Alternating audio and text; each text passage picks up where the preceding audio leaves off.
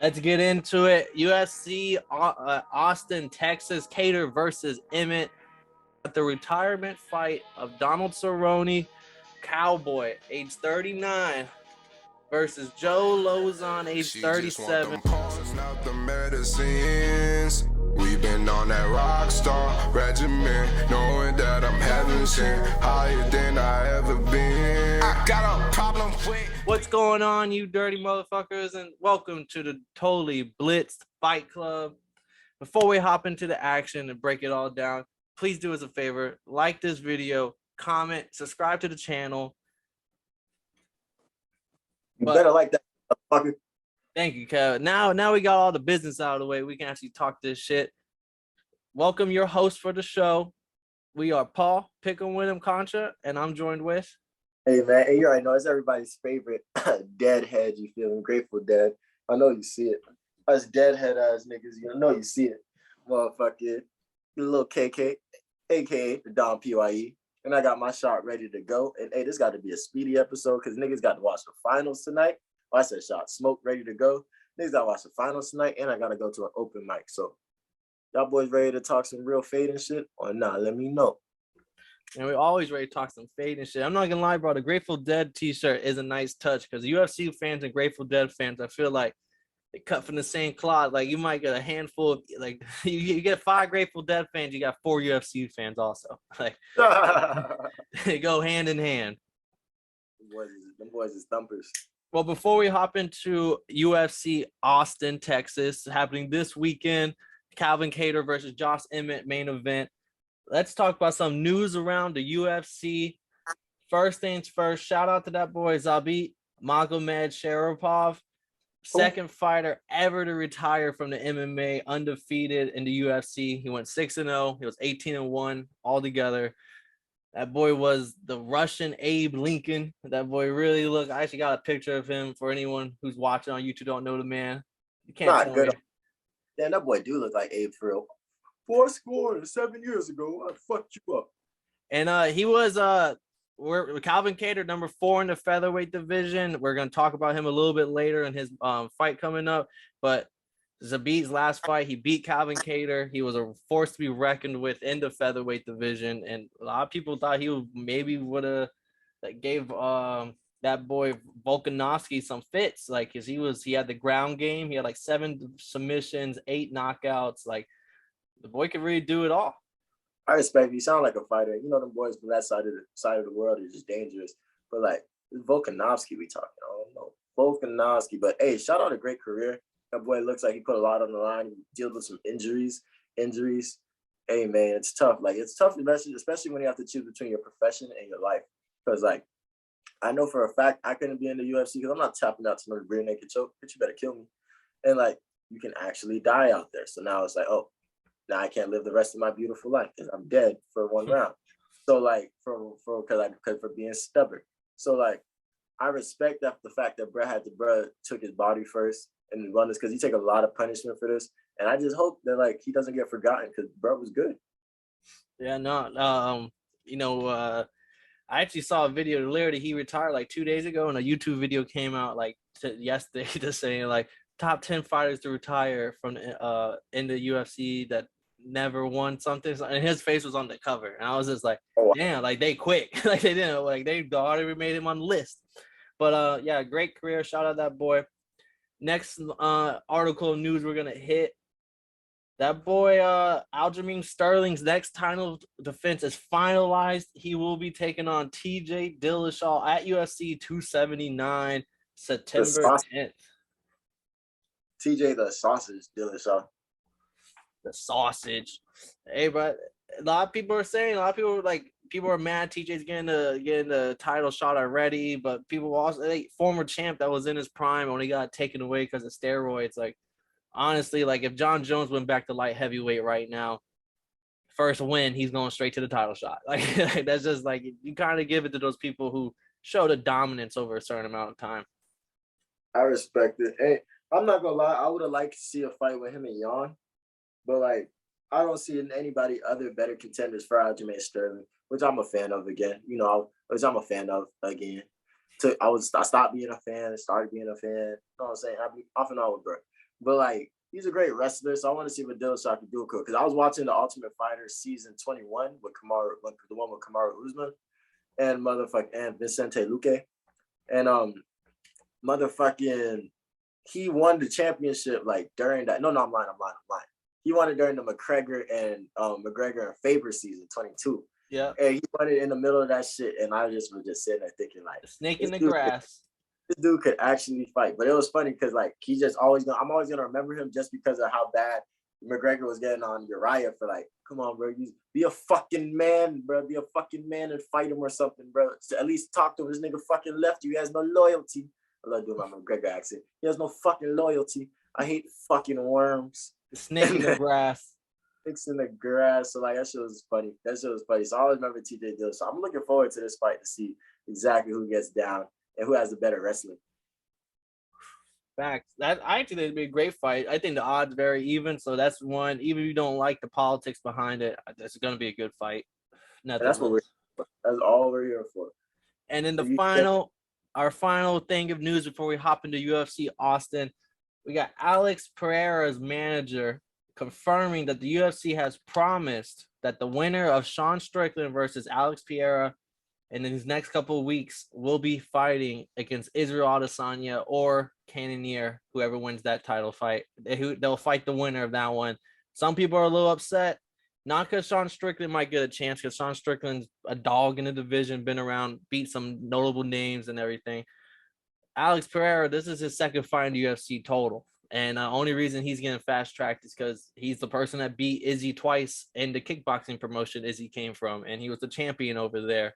And, like, he is older. He's 6'5" in the middleweight division, so he's also a massive force. And Izzy's known for that striking, so the person that has knocked him out in one striking affair and beat him by decision in another. So that's why Dana is giving him the fast track. People don't like it, but numbers, baby. Like, it's a business. Dana's gonna do who else is left in the middleweight division after Canada? Yeah, I was about to say I would have tripped. Like, don't get me wrong, I would have tripped. Well, first off, I would have tripped. I wouldn't have gave a fuck. I'm here for good fights. I don't care how they got made. But there's nobody else in that fucking division. He's lapped the division. What's he gonna do? Just start beating everybody else again? Get that boy. And he's a firm believer. And he wants some new meat.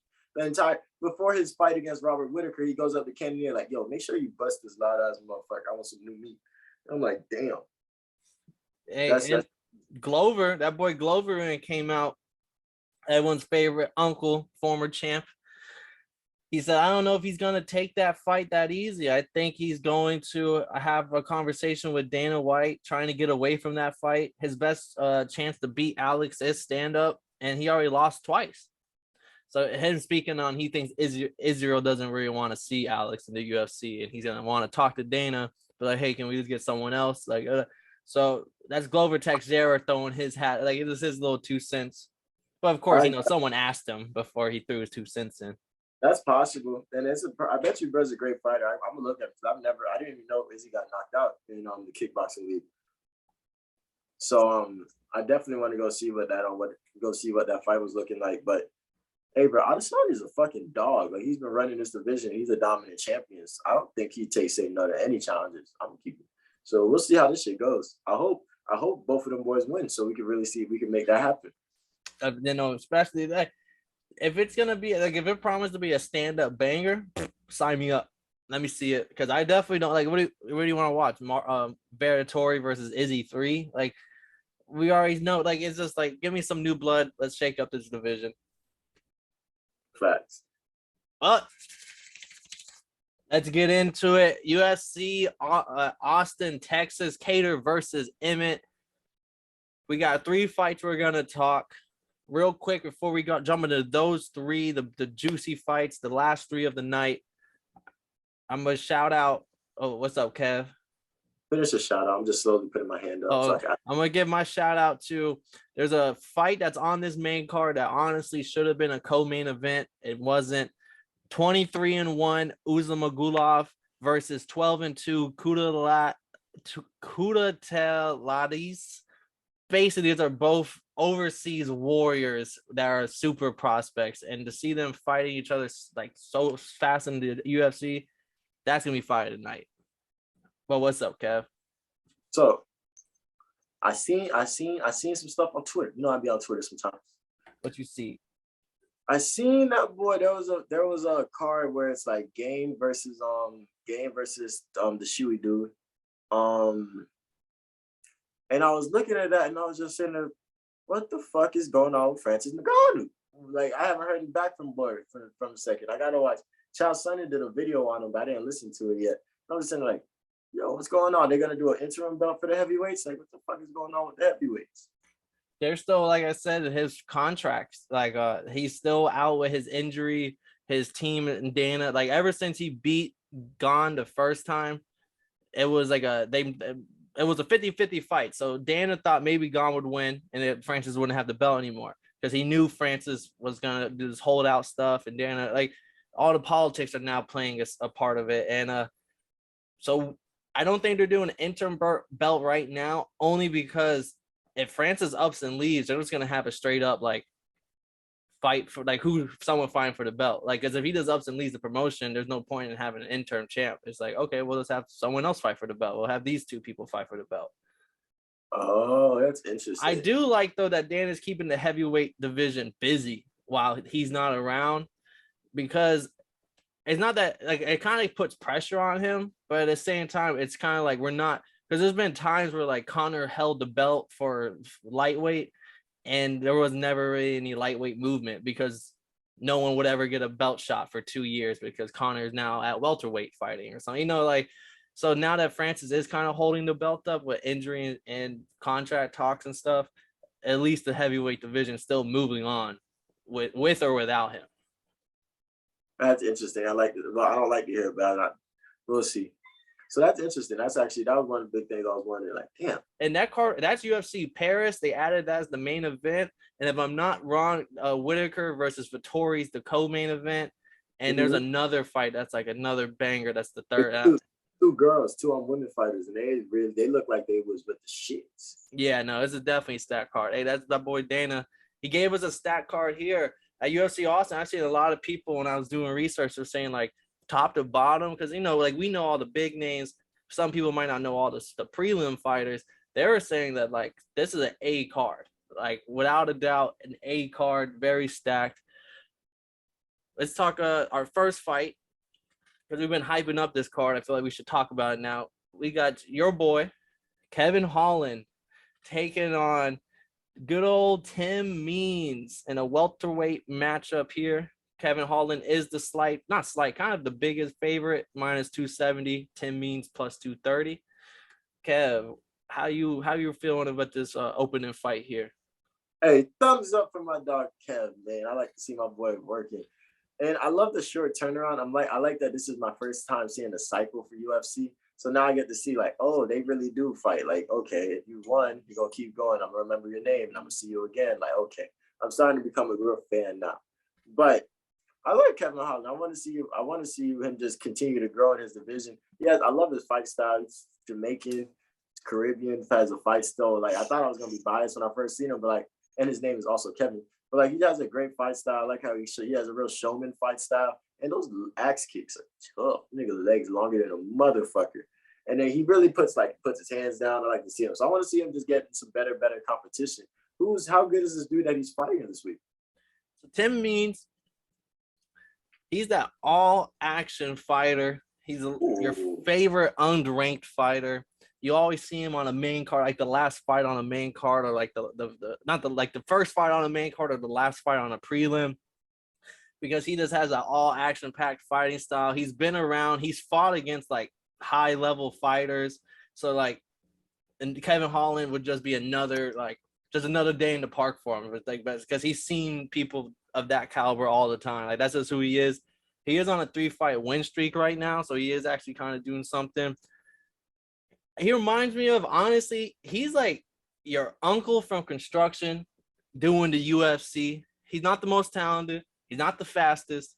He's usually stationary, but he will get in the cage with anybody after a few Bud Lights, and do not let him catch you with a mean right hand. Because that boy, I think he has like 18 TKO KOs on his record. So like, he does have the hands. He's not the most technical sound, but like I said, like, he gets in the ring with everybody. And my favorite thing of him is those elbows. Remember that one fight we were talking about? It was a fight night, and I was like Barberena versus I can't remember who, and I was just like, watch for them elbows. Boy's got mean. That's what Tim means. Also, like Holland is gonna basically be the better fighter from the outside, in my opinion. But Tim Means is someone who can take a punch and get on the inside. And I just like Holland better watch out because he does like to throw those nasty elbows that will cut you up and like makes a nice highlight reel. I'd love to see me a good elbow, but that's a lot of fucking knockouts. Is he a journeyman? Is he? He is a journeyman. That's what I'm saying. He's like your favorite unranked fighter. Like, cause he's like let me see. Like, he's fought. I believe I can go through his record real because he's 32-12. He is. Wow. Yeah. So he's been around. He's never really made that true name for himself. He just because, like I said, like he'll fight against like bottom tier people and win. He's beat people like Matt Perry, Nick Dalby, which these aren't like crazy big names, but these are like decent names to have on your record because they will beat probably a lot of other UFC fighters. And it should be a good fight. We can't go against 2 thumbs up and a smile on the face. You can't go against that. I'm 80. Like, part of me is thinking about making that shirt to watch for the fight night this week. Like, I love it. Just gonna make that Kevin Holland shirt, put it on sale for these motherfuckers. He showed off his new chain. I saw it posted on Twitter. I don't know if you saw, but it was just like him like up against the wall, and he has a big ass chain now, like big piece, and it says Big Mouth Kevin Holland, and it's a big ass mouth that with his name in it. I was like, oh, that's hard. Like that, he's just living up to what he is. Also, I think he's 28 or 29. I forgot that he's still so young. And we brought it up on his last time we fought. I was like, his only time he even lost at 185 in the welterweight division was against like Derek Brunson, Marvin Vettori. So dogs, like big, strong dogs. And now that he's back at 170, he's the bigger man.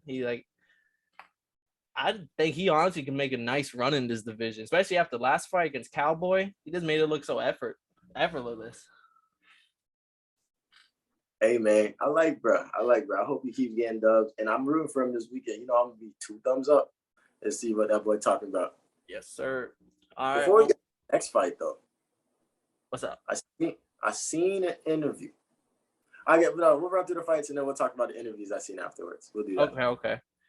Well, this one, we talked about it. This fight happened a little bit over a month and a half ago, got canceled due to weight cuts and sickness and stuff like that. But we got the retirement fight of Donald Cerrone, Cowboy, age 39, versus Joe Lauzon, age 37. Not the red Woody hat. Oh, this fight finna go in. We got the red Woody hat, boy. If y'all didn't watch our last fight, what you need to know is Cerrone, most post-fight bonuses in UFC history with 18, tied for most wins in UFC with 23, second most finishes, 16, third most fights with 37, most knockdowns in the UFC ever. Lauzon, he's third most in post-fight bonuses with 15, most subbed nights in the UFC history with 6. So we got 2 OG tried and tested battlers going at it who always put on a show, no matter their age. I feel like this is the first time in a while we've seen that too. Like every time I see an old dude, it's like a Glover Teixeira or RDA or like a Masvidal. We don't really see like older like dudes fight older dudes. So this is gonna be really interesting for me. How do you like the skill sets against each other? See, it's hard because Lauzon, he has a win. He's coming off a win, unlike Cowboy. Cowboy's like 0-5 in his last 5. But all his fights, his last fight was like 2021. Lauzon's last fight, even though it was a win, was back in 2019. So he's been a trainer since then. So like he's been training, so he's still fit, but it's just like he hasn't been in real competition. And Cerrone's the bigger man. He fights at welterweight, so he fights both at lightweight and welterweight, but he's fighting in the lightweight against Lauzon, who's a natural 155, whereas Cerrone's more of a natural 170. And so I don't know. I'm going with Lauzon just because it's hard to say the skill set differences because they're honestly they're both as old fighters now. You don't really know what you're gonna get. You might get Cerrone on Cowboy on a good day. You might get Lauzon on a good day.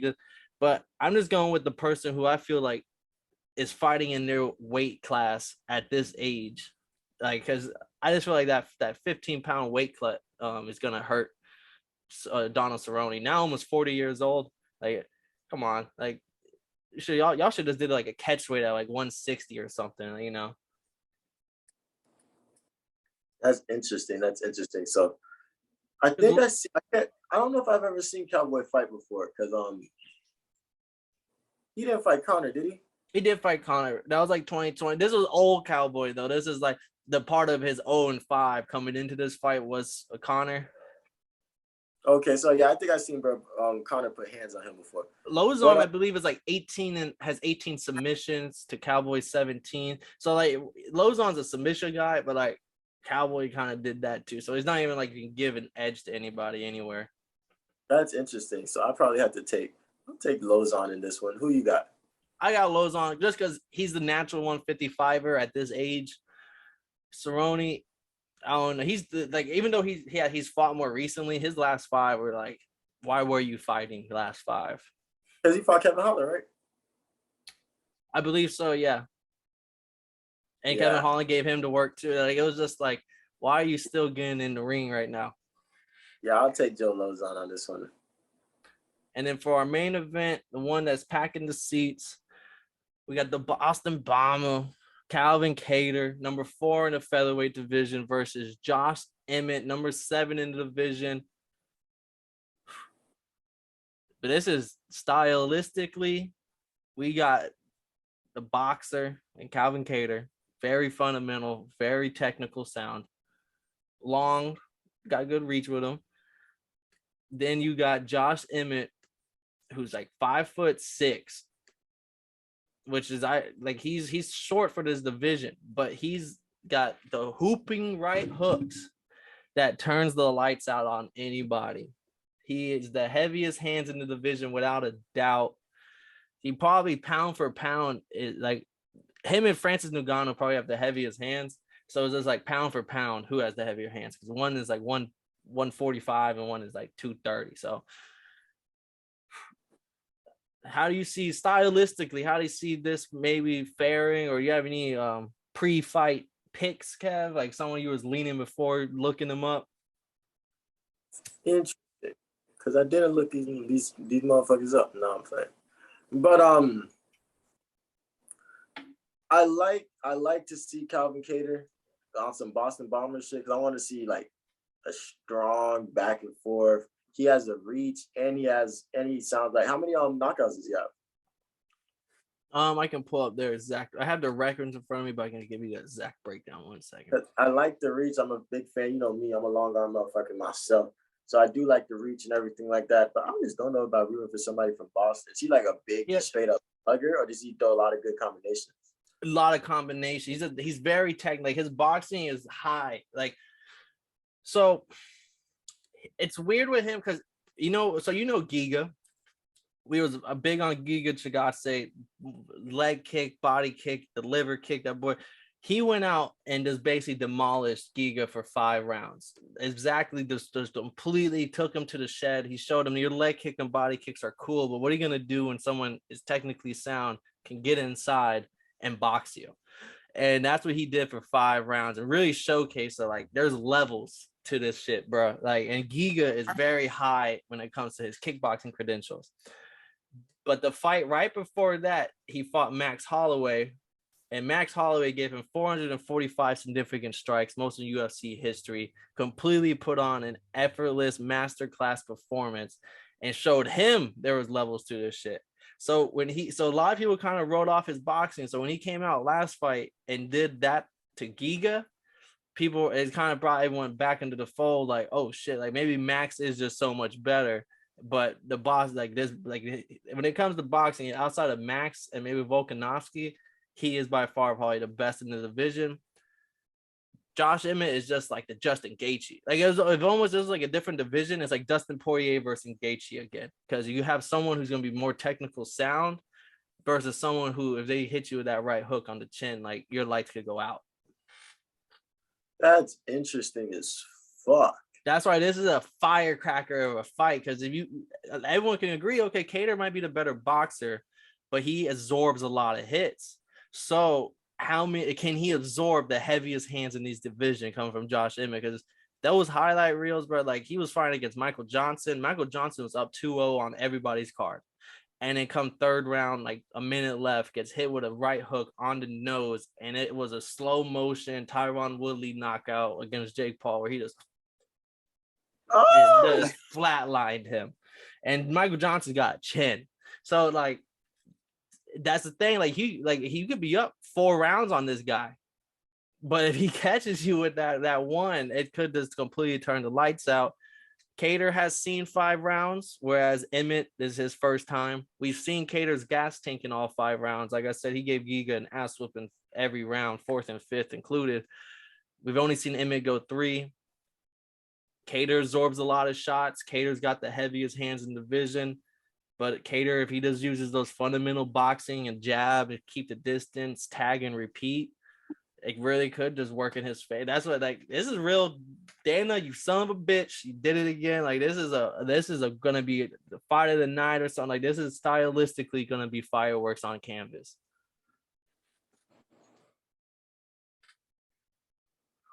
If you like it, I love it. I want to see this shit now. Give me motherfucking. I'll take the underdog in this one. I want to see somebody get blessed. I like Calvin Kattar in it, but I'm gonna take the underdog. You take it, Emmett. You think he's gonna come from the TKO? I don't know. I think Calvin Kattar might TKO him, but like I think Emmett's gonna drop him and get to. Emmett has a knockdown in every one of his fights since 2017, and that's the same time since he's been in every UFC opponent he's ever faced. He's knocked them down. He scored a knockdown, just to showcase. And like, I don't know if anyone else can even come close to that claim or something. Like that's a good knock. Everyone has been across if you knocked them down. I feel like Calvin Kattar, if he comes in with a game plan and sticks to it, I can't see him losing. But I like Emmett to TKO his ass. Boom. This is to put the exclamation point on the card at the end of the night. Number 4 versus number 7. They really do. Like, who wins this puts himself in a great position to see whoever wins the Volkov and Max Holloway fight, just because there's no one really left in the division. This is because, like you said, if Kattar comes in there and does what Haney did to Cambosas and just keeps that stiff jab and works it, I could see him winning. But I think Josh Emmett is the underdog here. I like him. It just takes a couple. It just honest because Kattar absorbs enough hits. Like Max Holloway gave most significant strikes in history on his face. He ate it, but Max Holloway ain't a power puncher like Emmett. And I think Emmett is just gonna land one too many, and it's gonna be like all she wrote for that boy Kattar. And Emmett does have some collegiate wrestling background that he just kind of does. He's very similar to Gaethje. He has collegiate wrestling background that he just kind of sits on it. He doesn't use it unless he wants to, I guess. Unless you make him. I'm tired of that shit. And I think that might come into place. I think he might shoot for a couple of takedowns when Kattar's in the pocket, when they're exchanging comfortably. Maybe Kattar's winning the round, and then boom, Emmett gets a takedown, and that round's very close. And then, yeah, give me Emmett. I'm going with the dog with you, Kev. I think we agreed on all our picks here. We got Kevin Holland, that Trailblazer, 2 thumbs up. We got Joe Lauzon taking the dub against Cowboy Cerrone, even though it should be a very close fight. And then Josh Emmett getting into TKO KO on that boy Calvin Kattar. Can never root for Boston, but it should be a very entertaining match. I low-key think that's the reason why we ain't picked for bro. He from Boston. And his nickname has to do with Boston. Like, if his, like, because that was the first thing, like, when they introduced him, one of the first fights I watched was his fight. And it was like, the Boston Bomb. I was like, oh, fuck this guy already. I think when I go on tour and start doing shows, I don't think I'll ever do a show in Boston unless the bag is there. No, I'll probably just go. I'll do the show outside of Boston, but not in Boston. Oh, did you ever see the clip I sent of Calvin Kattar stealing a man's hat, stealing his beer, and then stealing his girl? Nigga took his bitch too? real quick. That's that boy right. That's the Boston Bomber.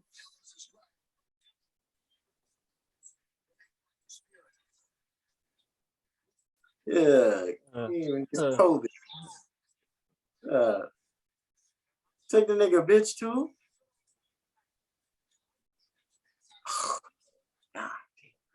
God damn, you making cowboy hats look bad, homie. That's the final piece of evidence. Make sure you changing your pick, or we sticking with Emmett. Nah, don't get me wrong. That was some pretty player shit.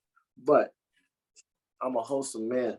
I think that was messed up. I think Josh Emmett should teach him a lesson. Thank you, Kev. Or his girl is next. Thank you, Kev. Yeah. But stay tuned, boys, because this was. Hold on. Oh, my bad. Oh, I've been watching interviews this week. UFC 275 was so lit that I've spent every day since then watching something UFC. I definitely missed the fuck out the bus this morning because I was watching the MMA hour. Because my boy, what's his division again? Light heavyweight, the lightweight heavyweight champion of the world, Prochaska, was on that video today, and he was talking English.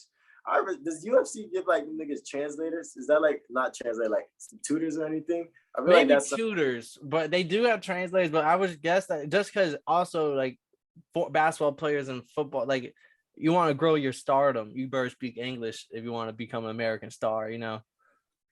Dead ass. So yeah, I respect the fuck out of that boy for trying. And if he ever gets good, and like I like him the next year or two to get real nice with it, just talk normal. But I was watching that, so he came up some points. So like, we weren't crazy. Everybody saw that tapping. Even he said the tapping on the back of the head and shit. He said that he was doing that to push him. Like, yeah, give me more. I want more. How do you feel about that? So I love Yuri because that's some warrior shit right there. Like, like you hurting me. Like, I love it. Like, that's some real warrior shit. I fuck with it. So I have found out that people were okay with what Yuri did because of his reasoning behind it. But apparently there were some scumbags back in the day who would fake tap and make someone loosen their thing thinking they tap and then like, use it for their advantage to get out and like get up. And I was like, and then he mimicked that. That's very controversial. The MMA community hates though. Dana White will like probably kick him out of the whatever, like some real, you call him a pussy while doing it too. And so when I found that out, I was like, oh, okay. So that's why some people were making it a big deal because I didn't know that this was a dirty tactic that was used before. He said he understands now when he looks back at it. That was pretty dangerous. He shouldn't be doing that. And then Ariel asked him, "Are you gonna Oh yeah, shout out Ariel for being such a great interviewer." But then Ariel asked him, "Are you gonna? Would you do it again?" And he was like, "Oh yeah, most definitely. It's not that way though. Not that way. This is not that way. But yeah, I like it more that way." And the coolest thing about Yuri winning that is because he didn't like his performance either. So I was like, okay, it's not just me. I'm not just being a dickhead. Like I would have been hated if he was out there like, yeah, man, I'm the top of the world. I'm me. I'm the best. Nobody's better than me. Like that would be tough. I'm like, oh, you could game plan against me, homie. But nah, he understands that he fought that fight the way he didn't want to fight it. He needs to get better. He's in the camp with Henry Cejudo. So motherfucking that boy's getting his wrestling and stuff in Arizona. He's working. He's working his ass off. And I like him. If I like him to grow, I think there's no ceiling for him because he does have that awkward fighting style. But if he can get technical like Israel Adesanya, get technical with it, get crazy takedown defense, like be able to do some shit. Just he has the future to be a dominant champion. That's what we want. That's what I want. That's what I like in the light heavyweight division. Just motherfucking just flushing motherfuckers. Because I want to say there's no competition, but as you said it the best, everybody's really close in that division right now. Yeah, no, and that's just been one of the problems, especially with the rise of dominant champions, I think, in recent years of like one guy that just owns the division. Like Kamaru Usman has owned the welterweights for a little while now. Izzy's owned the middleweights for a little while now. Now what's up? Volkanovski. Volkanovski's owned That, them. Yeah, like Nunes did, Shevchenko did. Like I know that Nunes just lost, but there was an era of like dominant champions. But there was, and like when John Jones left the light heavyweight division, the biggest knock was like no one's that good. Everyone's a one title events type champion in there. And then like with Yuri getting that, he's the closest I think. Like if Glover was 7 years younger, he would have been the best bet. But like he was just too old in my opinion. So like Yuri getting that belt to me is like he's the best bet of a dominant champion that division will have. how do you feel? Do you like the quick, not the quick champion, but like not the? Do you like the regular champion? You know, they have a couple title defenses, not just saying one and done. But or do you like the dominant motherfucker that's over here trying to get double-digit wins and break the record for wins for championship defenses in that weight class type motherfucker? I like I like the dominant one at first for a little while, but then I have to.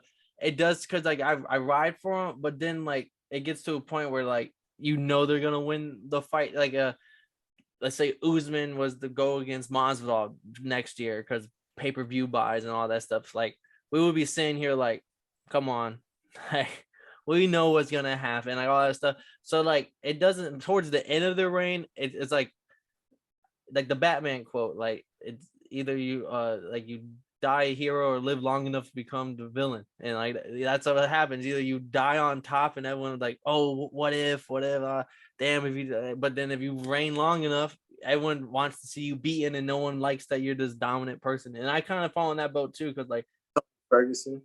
Yeah, it's just like I want to see like not a new champ, just close fights. And like once there's no more close fights against the champ, it's just like it's not the champ's fault, it's everyone else's fault. Y'all suck. But it's like, damn, like that's out of the window now. Like the only time I'll see close fights for that division is like the number one title fights, like the type shit.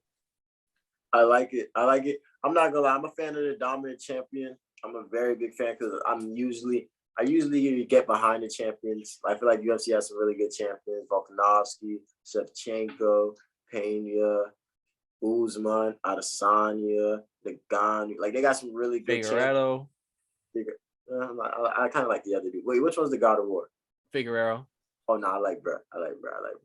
Sterling, I'm fucking with bro. I kind of wishy-washy with bro. But motherfucking, so I like the champions in the UFC and like, but I like the dominant champion because I like to see the dominant champion get upset.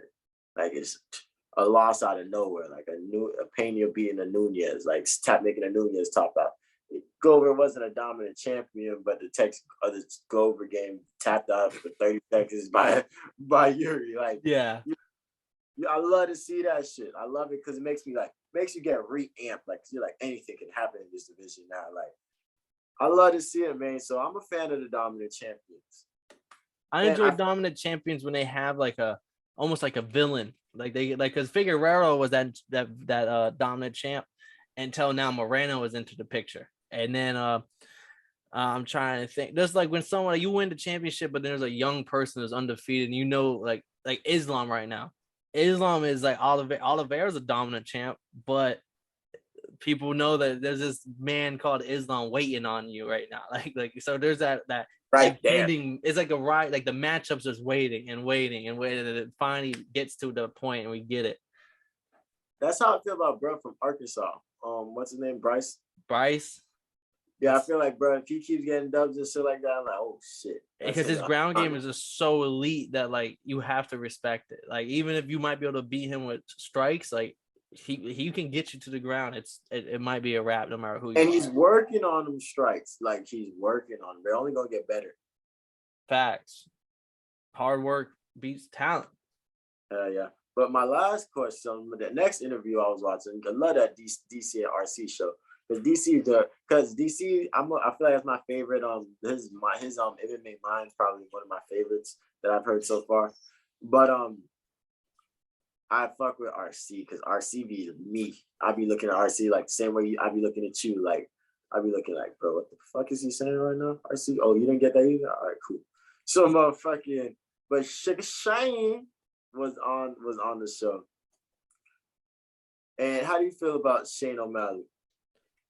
I think the future's bright for him because he has all the talent, but I just hope he doesn't turn into the Ryan Garcia type dude that like has all the talent and but he's like the social media grows faster than what the talent took you, and now you kind of coast and I kind of kick back because like he's by far like outside of McGregor, of course, everything's always outside of McGregor when it comes to like how big they are, but like Sugar Sean nowhere even near a title, but his fanboys will tell you they think that he's the best person in that division, and like it's just like that because that boy's got a podcast that does numbers. He has a YouTube channel that does numbers. I think he even has a clothing line or like something of his own that like he like yeah like he like it is the personality, the way he does it. Like he's kind of like a mix of like Jake Paul, Garcia, and like but with Connor because he has the actual talent in the cage, and I just hope he actually takes the UFC seriously because like he could have been already fought someone that's ranked, but he's like kind of like Patty, like I ain't gonna fight him until I got to. So like I can't knock you for it because maybe he's only making 20K a fight or some shit. Like, he's not making big time money. He's making more money outside of it. But if they give him a contract that's gonna be worth something, that's money, he better start finding some big name opponents. Just because like right, like that's what the UFC is. Like you take your losses and you keep moving. No one's mad at Gilbert Burns for fighting Chimaev. Like this is the men's league, boy. Like, let's get them hands dirty. Let's stop fighting these like nobodies and start getting our hands dirty a little bit. Yeah, it's a little bit of a boxing mindset. You know how Dana thinks boxing's been the shit forever. So I fuck with Brett, and I like him because that's what he's going for. Because he's talking off. Because the big thing he was talking, he wants to make $1 million a fight. So he's been sitting down with the UFC talking about what does he have to do in the ring and outside the ring to get it to where he's making $1 million a fight.